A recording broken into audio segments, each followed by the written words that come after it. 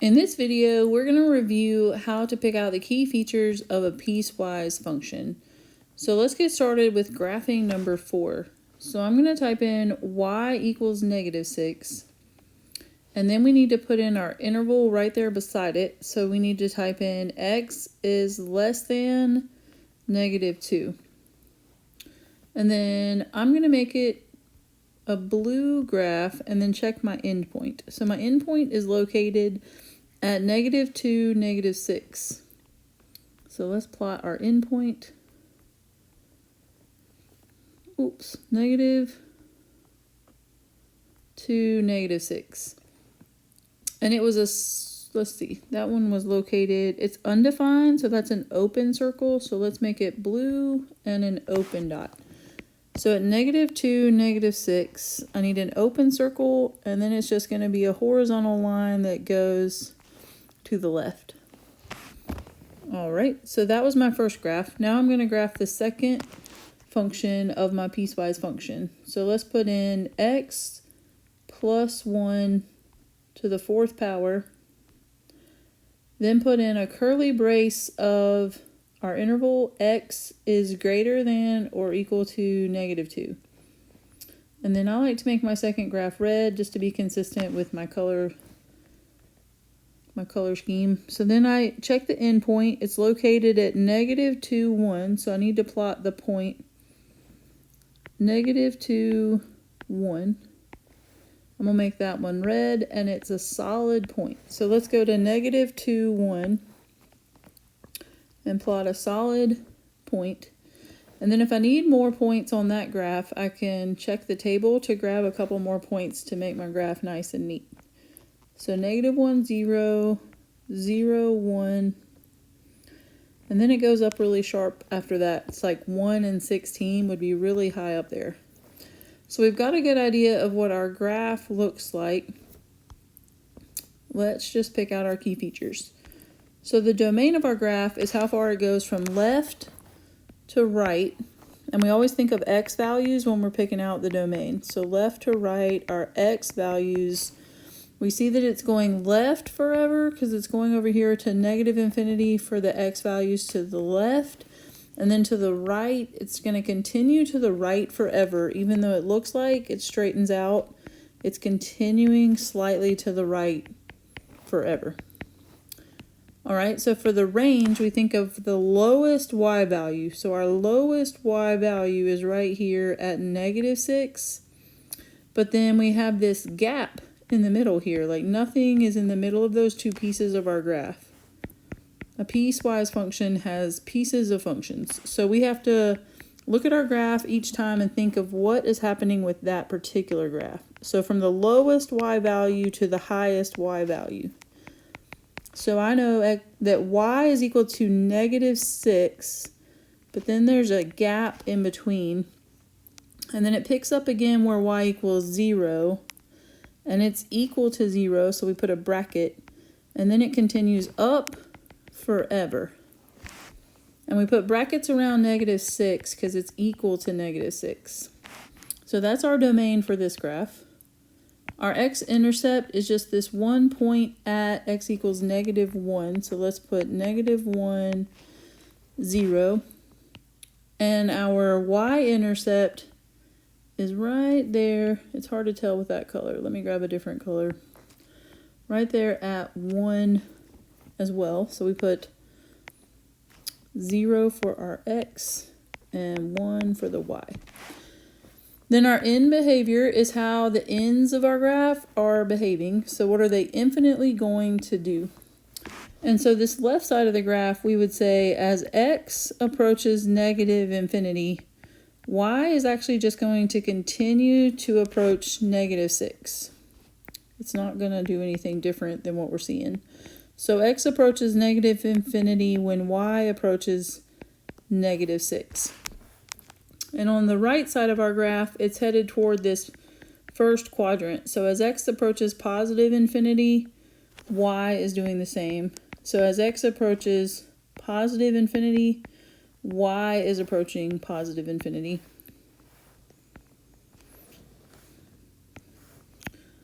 All right, so I'm just going to erase that off of the graph so it doesn't make it look too busy. And we'll look at the other stuff we got to pick out. So the turning points of the graph.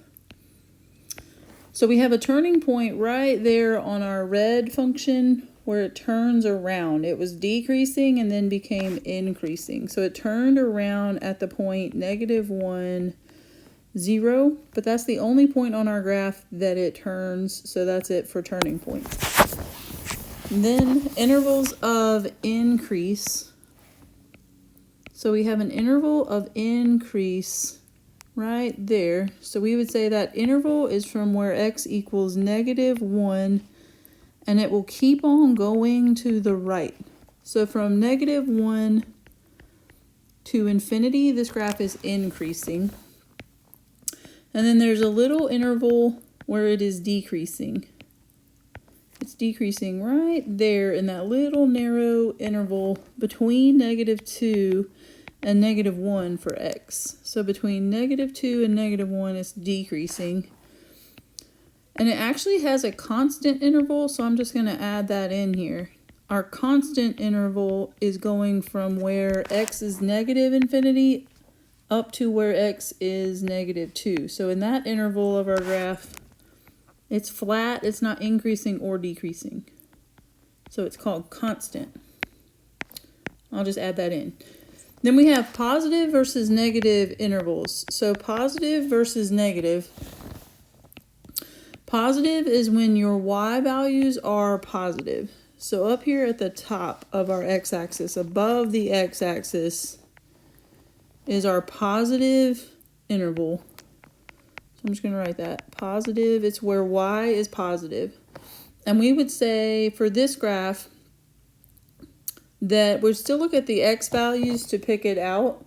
And so we would say a positive interval for this graph is actually that red piece of our function, which goes from the x values -2 and continues on to the right forever. So all of that piece of our function is in that positive interval. And then the negative interval is down here below the x-axis. So the piece of our function that's in that negative interval is that blue piece of the function. So that's where x is going from -infinity to -2. So to pick out the numbers, you're still looking at the x values, but you're trying to pick out where y is positive or where y is negative. Okay, let's look at one more example of piecewise. So let's graph number 5. Let me pull Desmos back up and clear out what I've got.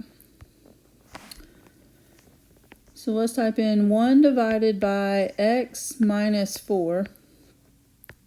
And then put in our curly brace with our interval x is less than or equal to 4.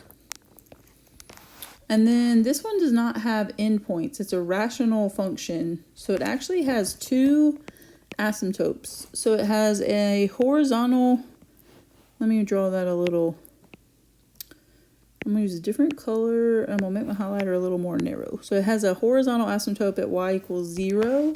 It's never crossing over the x-axis. We can see that in Desmos. And then it has a vertical asymptote at x equals 4. So go ahead and plot those so that way you can draw a nice graph that just fits like in between there. It looks like a little curved branch. And so that first function is in blue, but no endpoints. And then let's graph the second one. So we have y equals -4. And then our interval is where x is greater than 4. And then I want to make it red. And then I want to also put an endpoint on there. So I'm going to drag it over and I can see that it's at 4 and it's open, but it's located at 4, -4. All right, so let's make it red and make it open. And then we can plot that on our paper as well. So let's go to 4, -4 and make it an open circle. It's red and it's just going off to the right. And we've got a nice looking graph of what we have. So I'm going to leave Desmos up in case we need to explore some more points on our graph with Desmos open.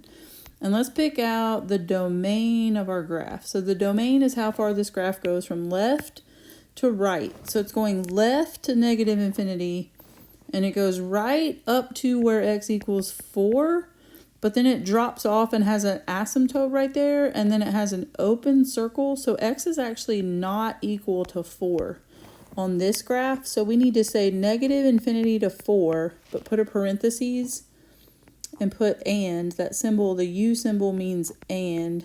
So this graph goes from negative infinity to 4, and it goes from 4 to infinity. So in other words, x is equal to every number except 4. Then for the range, we think of how low the y values go. So how low do the y values go? They go down forever. So they go down to negative infinity, and then they continue to go up until you get to where y equals 0 at this x-axis, but they won't go past that x-axis. So we just have to stop and put a parentheses with the 0. There were no x-intercepts on our graph, so we write none.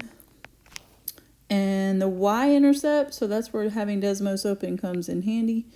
Our y-intercept is at 0, negative 0.25.